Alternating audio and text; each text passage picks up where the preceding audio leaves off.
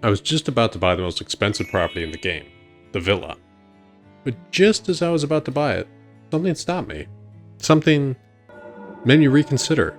I knew what I really wanted. It was something that you wouldn't expect. While many games have houses and there's ways to buy or upgrade them, there's always the premier spot.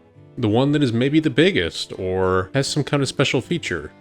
And usually buying that feels like the crowning achievement that you've been saving for. 8 parking spaces, a helipad, and of course a view of whatever's going on over there would make you think that this is impossible to beat.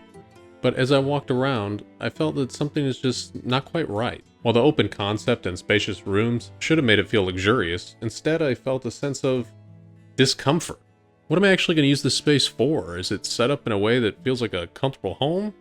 I was not so sure about that. It felt more like a place for a giant party than a place to live. Now I know what you're saying. Why does it matter? It's just a game. Who cares? Well, I feel like for me and many others, the point of these spaces is to really customize and make the space feel like something you really want. Something that's uniquely you.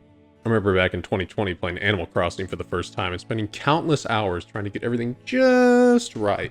Although I never exactly did, of course. The experience of looking at everyone's houses that they would share, and having genuine excitement and sense of wonder at what it would look like when you walk through that door.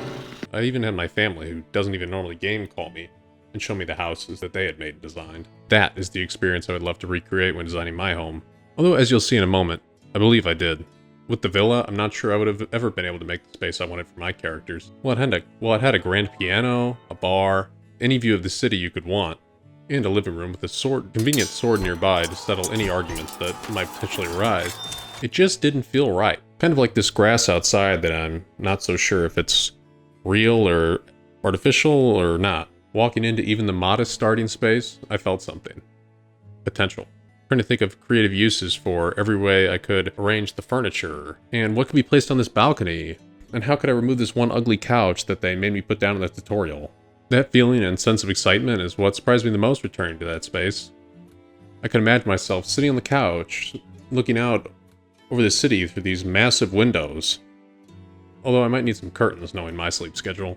The space itself is what excited me the most, and what gave me ideas and made me feel creative and have a sense of passion and excitement.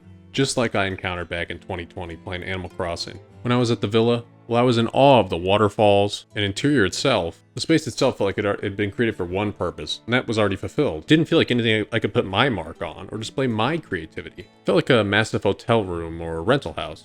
Nothing technically wrong with it, but nothing I could make my own. The kind of thing where if you Googled amazing house in the hills, that's what would come up. Something that's technically correct, but not a home. Untapped and what felt like limitless potential versus a safe masterpiece. It was an easy choice for me.